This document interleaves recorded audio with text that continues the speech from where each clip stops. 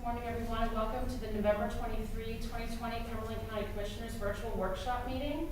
Please stand and join me for the pledge of allegiance by saying, I pledge allegiance to the flag of the United States of America and to the republic for which it stands, one nation, under God, indivisible, with liberty and justice for all.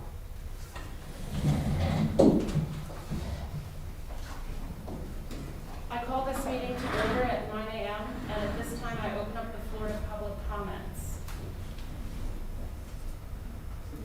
Hearing none and seeing none, we'll move on to agenda item number 3. And I'll call on Tammy Bender to discuss the 2021 budget resolution and 2021 tax ordinance. Tammy? Good morning, Commissioners.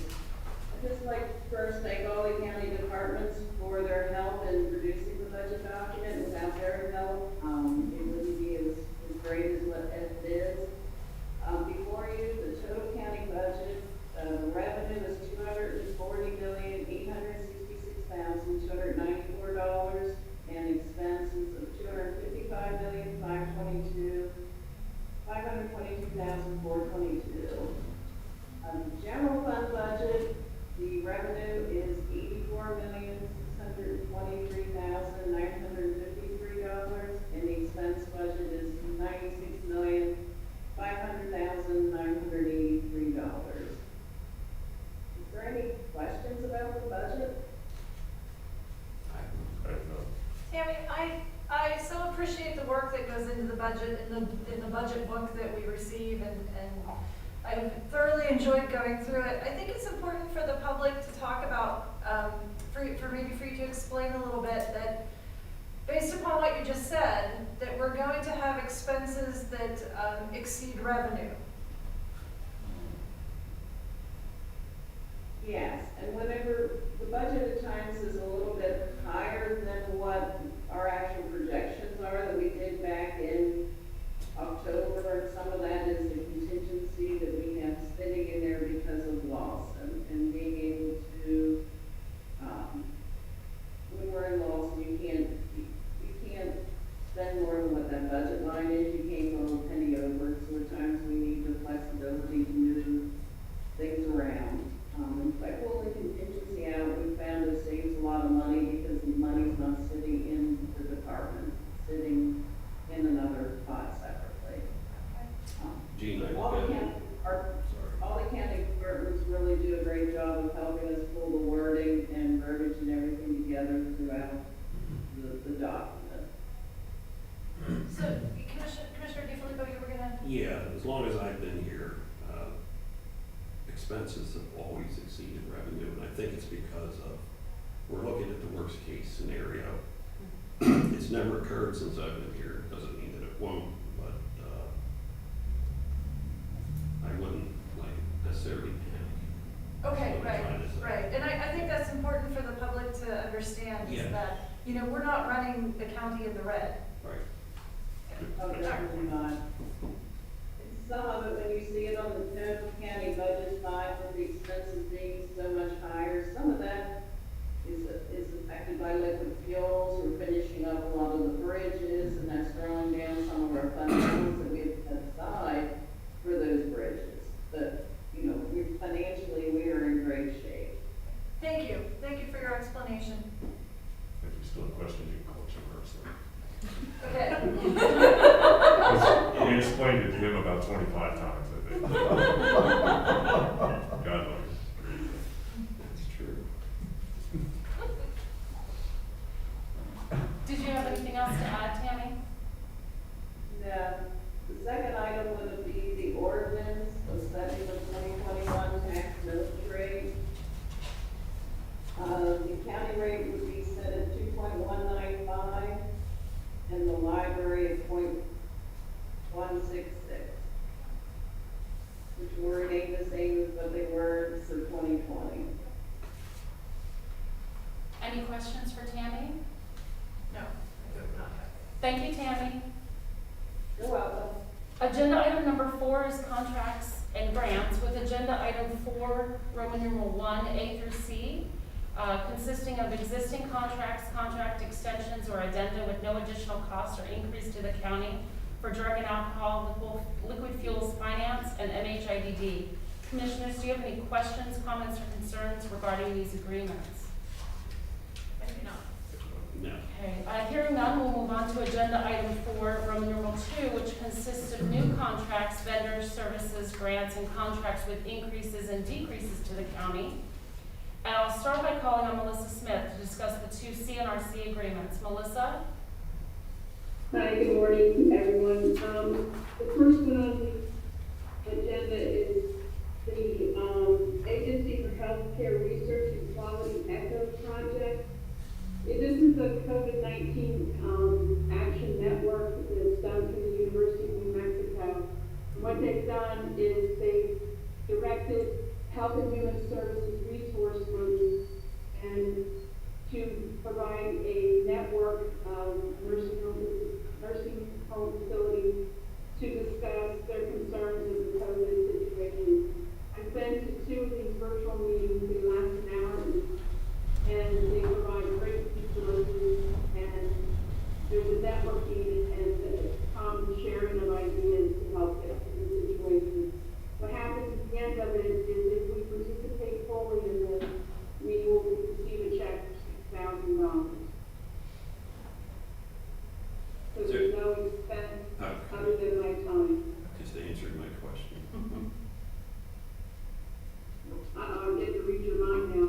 No, you're not. Any questions on that one? No. No. Okay, the second one is an addendum to the veterans contract. They are actually increasing our rates. They will pay us, most of them are by 6.06% increase on all the rates. And they would like it to be effective as of 12/1.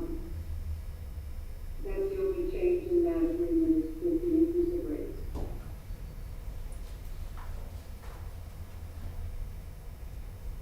Any questions there? So Melissa, what you're saying is that the Department of Veterans Affairs will be paying the nursing home more. You got it. Thank you. That's good. A far cry from where we were, what, 18 months ago? Thanks, that is good news. And Melissa, we have that slated for approval and signature on Monday. Will that be an appropriate timing? That will be fine. Okay. Thank you, Melissa. Thank you. Next, we have a contract with HRG to provide engineering and surveying services for the subdivision of the Claremont Nursing Home property.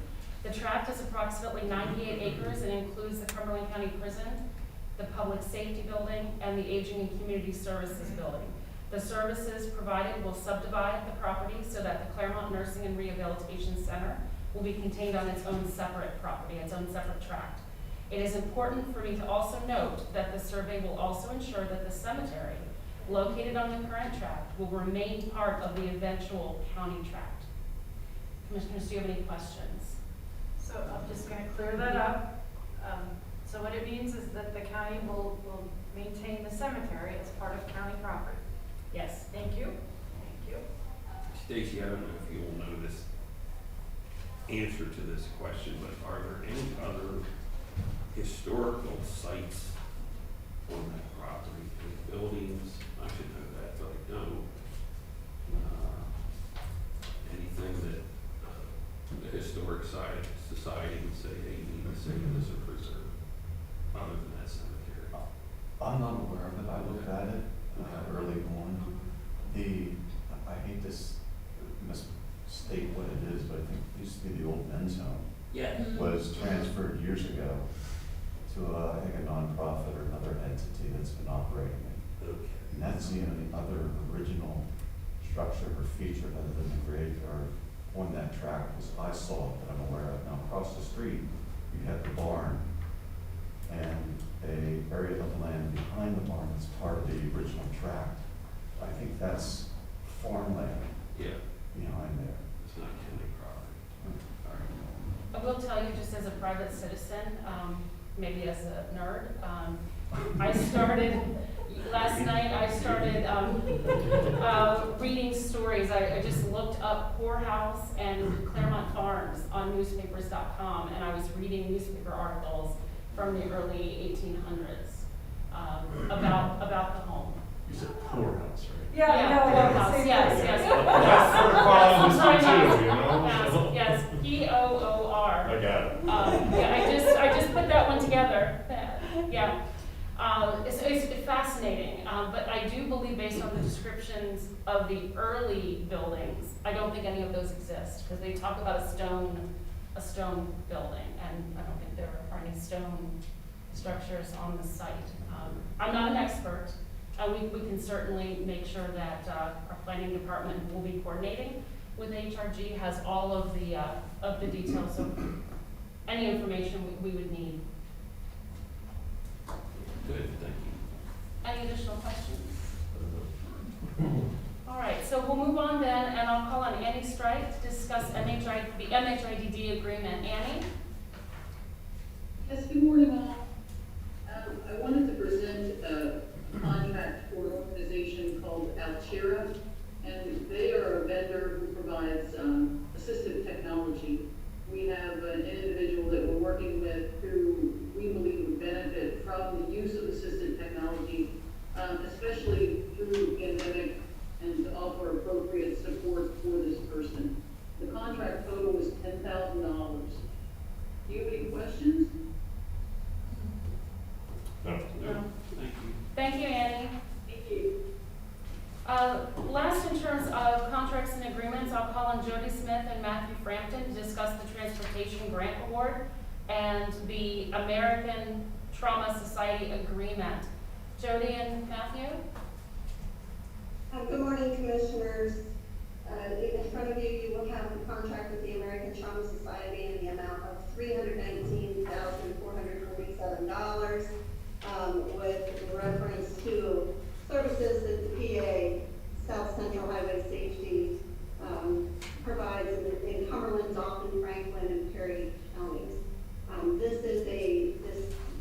This contract is a continuation, basically, from previous years, originally handled by the coroner's office and now administered by our office. And Matt Frampton should also be on to explain more about the contract if you have any questions. Thank you, Jody. Good morning, Commissioners. Good morning. The contract would run from October 1 of this year through September 30 of 2022 for the 2 federal fiscal years that the current grant covers. It is more or less an updated version of the contract that we used 2 years ago, just with the dates and the finances and so forth updated. The work is going to be similar. It's outlined in today's proposal, the activities that we're going to conduct in our outreach and to educate people on highway safety in these 4 counties. Are there any questions on that, Commissioners? I do not. No, I'm good. Thank you. Thank you both. Agenda item number 5 is a request to reaffirm approval of the Cumberland Goodwill EMS contract with Claremont Nursing and Rehabilitation Center. I signed the contract on Friday, November 20th, as emergency testing was needed to ensure EMS coverage this past weekend. And Commissioners, please note this is an action requested item. Do you have any questions? What's the effective date of the contract? The 20th, November 20th. And it's for how long? Pretty sure it's that. Indefinite. Oh, okay. Thank you.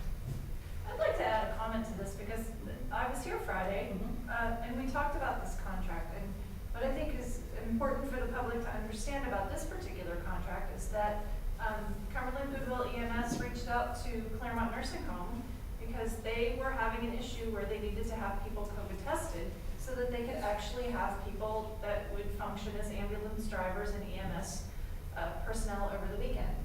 And you know, the county jumped right on that and took care of it. Stacy called Keith Brenneman to have a conversation with him about, can we sign this now? And you know, Keith was like, of course we can. So I think it's just another great example of the county doing what needs to be done to assist EMS as well as the residents of Cumberland County.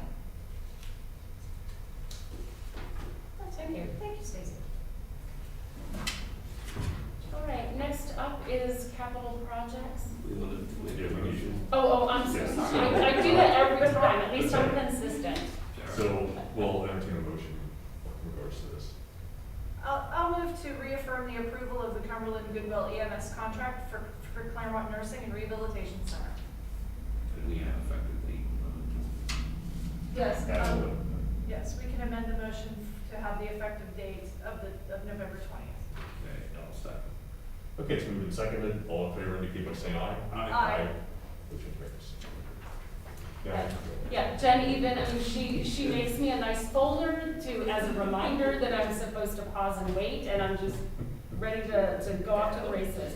All right, so now we'll go ahead and move on to capital. I assume he's calling in. Okay, It's the only caller. 'Cause Okay, I did sure. him and it looked like he had disappeared. So Okay. I put him for allowed to talk. okay. So we'll move on to the capital project request from the district attorney from the FID. And I'll call on Eric Radovich to discuss it. Eric?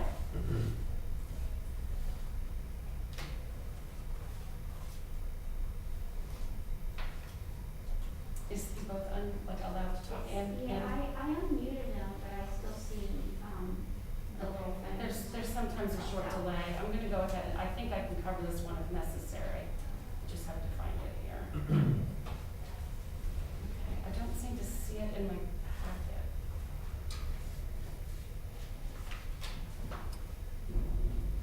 All right, I think I can go ahead and cover this. Oh, I think I got it, I found it.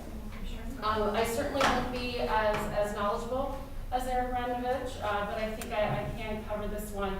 So, as you know, the FID and CID are both relocating, and CID really needs a functional interview room for their investigations that provide for clear recordings, so they are admissible in court, and they provide all of the details that are necessary. And so this request is for an interview room and a case cracker computer system. That's about $12,000, a camera that's about $1,350, and then interview and flagging kits, as well as installation and any miscellaneous items that they need. They are pursuing this through Hilton Lock Service, and they've worked with IMTO, and IMTO is very happy with the company that they picked and the items that they've selected. Any questions? What's it called? Case cracker? Case cracker computer system. Okay. I think I saw that on Rover.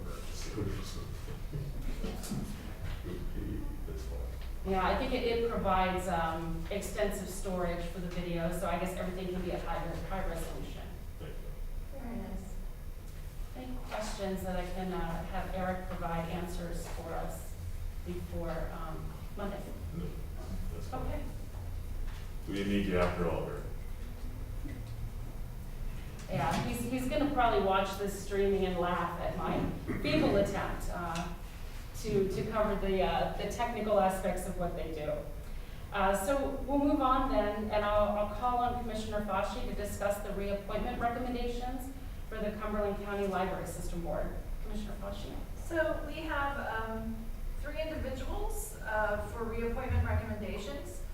Jonathan Williams and Kevin Stoner as board members, and Johanna Reeder as an alternate board member. And the reappointments are for 3-year terms, effective January 1 of 2021 and expiring December 31 of 2023. And I just want to tell you a little bit about these individuals because they certainly are well qualified to serve on this board. Jonathan Williams is a senior vice president at PNC Wealth Management, bringing nearly 30 years of professional experience to the CCLS board, including asset management and team management experience. Jonathan is a chartered financial analyst and a certified financial planner. He served on the board for 3 years, with 2 of those years, and has a good working relationship with other board members.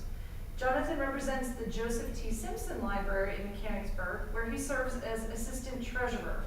He joined the Simpson Board in 2014 and is now in his third term of office. Kevin Stoner is a client service specialist for Orrstown Bank. He is a former treasurer to the CCLS board and renewing his term as an at-large member. He represents the Amelia Given Library, where he currently serves as the treasurer. Kevin is a member of the Library System Strategic Planning Steering Committee. He is the president of the foundation board also. And then Joanna Graham-Reeder serves as treasurer to the John Graham Public Library Board of Trustees. This 7-member board team was established by the will of the late John Graham, who established the library in Newville. Because of limitations on who may serve on the board, there are a limited number of candidates at this library. So Johanna lives in North Newton Township, and again, renewing her on the board would be an excellent thing. And I thank Carolyn Blatchley for putting that together for me. She did a wonderful job. I appreciate it so much. Thank you, Commissioner Bosching. Next, I'll call on Commissioner DiFilippo to discuss the appointment and reappointment recommendations for the Conservation District Board. Commissioner DiFilippo.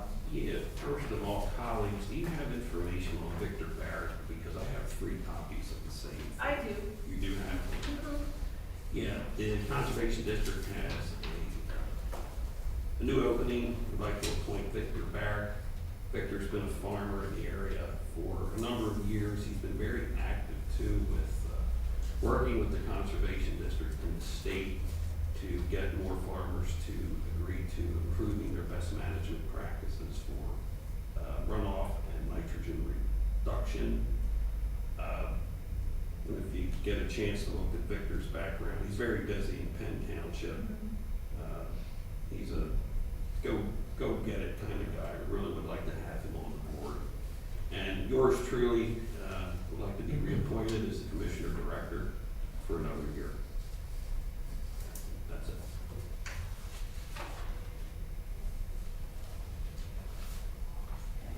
Okay. And Commissioner DiFilippo, it looks like you are also up for reappointment for a 1-year Yeah, I just term mentioned as well. that. Agenda item number 8 is Commissioner's Liaison reports, and I'll start by calling on Commissioner Eichelberger. Yeah, just briefly, of course, we got an update yesterday with the Human Services Policy Team regarding, from Annie and Sue regarding the most up-to-date information that they're dealing with. I'll just reiterate 1 or 2 of the points that were made. Of course, in the midst of COVID, there's a lot of operational changes, and of course, that's getting more intensive right now. But we just worth repeating that the caseloads they're dealing with are moving around quite a bit, mostly upwards. 302, but the 302 emergency commitments there with a 41% increase this year. Obviously, that's a significant development to have to manage through. 38% increase in police-involved cases. So there's obviously a lot of stresses out in the community in regards to what's going on with the pandemic. We need to be aware of those, and certainly the challenges our folks are dealing with there. And of course, it doesn't look like we're going to get a whole lot of budget help this year either, now that the Commonwealth's put their budget together. Early intervention has gotten a small bump. But they've been underfunded for a number of years. The LTSR, which we've been hearing about the facility, that is planned to be, continue to integrate individuals into the facility, and they'll be at full capacity by the end of the year, not far away now. I believe they've concluded the QPR trainings for the year now. There are 3 conducted in November, and there's, as Andy had mentioned yesterday, more training involving our law enforcement officers at the municipal level is a welcome thing, certainly needed. The second training, the session that they had was held last week, and of course the commissioners got some input in regards to the Innovator County status that our HIV people are requesting to receive that designation. Of course, the increase in COVID cases is resulting in further adjustments to program participation and how we're reaching people, and we're certainly moving certainly into the remote area. All supports coordination has been done remotely for some time now. Of course, that's going to continue. The same with EI, all that's being done remotely, which presents its own challenges, of course, in that field. Moving over to recycling, just a couple of items. Electronics recycling continues to do really well. The trend upward is firmly in place. A lot of positive feedback from the hazardous waste disposal events, which for this year, which are now, all three are now concluded. So the department is also beginning negotiations with Advanced Disposal regarding landfill capacity as part of the update of the waste management plan for the county. That has to be done every 10 years. And that's just now initiated. Of course, Advanced Disposal has recently been acquired by Waste Management, and there's a lot of changes going on there in terms of how they're going to approach local issues. So, John also reported to the board that they are beginning planning for a survey of the public in regards to the plan revision, and that is still in draft mode. I suspect I'll be providing some suggestions on that, since I've done a lot of that in the past. We may be seeing some changes as well coming up in terms of the yard waste recycling equipment sharing program. There's been a lot of discussion about more efficient ways of providing that, and there's going to be an RFP, an exploratory RFP put out to see if some of those services and equipment access can be privatized outside of our own services to deal with volume. No decisions on that yet, but that's quite an active study. And the rest is pretty small-scale operational stuff at this point, so I'm sure I'll have more on that in the future. So Katie continues to look at the COVID situation and the CARES money situation, which has been evolving, of course, and trying to determine what future needs are and what other funds are going to be available, what we can continue to do as we look at a pretty intensive period here in the next winter months. And a lot of businesses are very stressed once again, so hopefully we'll have something more concrete in the near future. That's it. Okay, thank you, Commissioner Eichelberger. Commissioner Bosch? So Children and Youth Citizens Advisory Committee met, and boy, we really are fortunate in Cumberland County that we have so many people so many well-qualified, engaged people who volunteered to be on that committee. And I don't think that as a county we talk about children and youth in a positive way enough. So I just wanted to point out that we had a Christmas tree downstairs. I know our recorder of deeds puts a Christmas tree out for children that are in our children and youth program, so that employees here can buy them gifts. And I pulled a tag, and I had a question about something for one of the children, and I called a social worker, and she was so intimately aware of this child, what the things this child likes, what this kid was interested in, and I just was so impressed that she was so engaged with that child and with that family and with the case. And that is a really great thing. And I'm so proud that she is a member of our, an employee with children and youth here in the county. The LEPC is plugging right along, making sure that we are protected from dangerous chemicals all throughout the county. They really are an amazing group of people under the direction of Steve Spankler. The Library System Board, as we talked about, they've got some new appointments, but I will remind you again to use the library and tutor.com on that library website. We're headed into the winter. We don't know what's going to happen with schools. I know some of them are already going virtual only, but there it is to help you with anything. It is such a great service, and it helps me through math problems all the time, so I really appreciate it. One of the last things I want to talk about, and I'm not a liaison to the board, but Energy Transfer is having their PUC, Public Utility Commission, ordered public meeting on December 2nd. So they're coming to a public meeting. They have to by order of the PUC, and I think it's important for the people of Cumberland County to know about that meeting and to attend that meeting virtually. There's only a virtual option. You can go to Energy Transfer's website under Mariner, and the information is there for the public meeting. I know that information is out on our social media, and it's out on my personal social media. But, you know, the county, we really have no say in this meeting. It was ordered by the PUC, Energy Transfer has to do it, and we really have had no say, no input, and certainly no one at Energy Transfer is impressed with my advocacy efforts for this meeting, so. It's on the website as well. Yeah, so thank you, yes, and Stacy says, and I know, yes, it is on our website. So you can check all that out there, and I really hope that the people of Cumberland County get there to that meeting. That's it, that's all I have. Thank you, Commissioner Fauci. Commissioner Tigliano. I think you have three updates. First one is the Capital Area Council of Governments. We met on November 16th.